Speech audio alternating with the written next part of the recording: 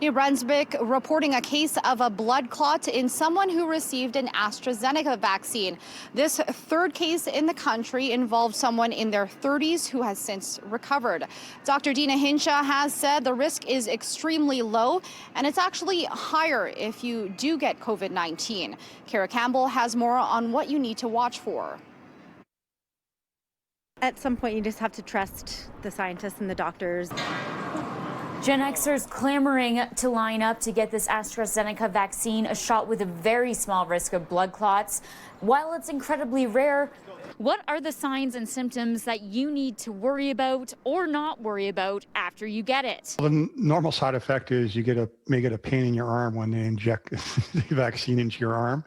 So they're putting fluid in there. So slight discomfort is very common. In addition, some people might feel tired, a little unwell, muscle aches and pains, and a slight fever, usually that disappears in 24 hours.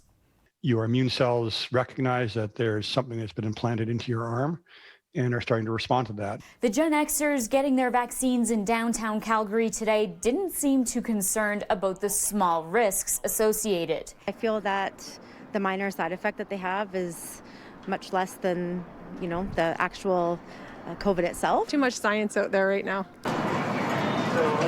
There is a very rare chance, less than 1 in 100,000, that you could develop a blood clot from the AstraZeneca vaccine, somewhere between 4 and 28 days after injection. And people will notice generally headaches, feeling unwell, maybe some abdominal pain, and maybe some bruising or bleeding.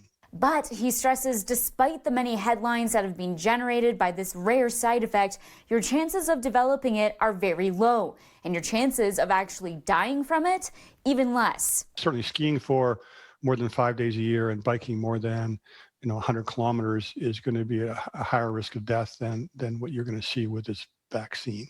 In Calgary, Kara Campbell, City News.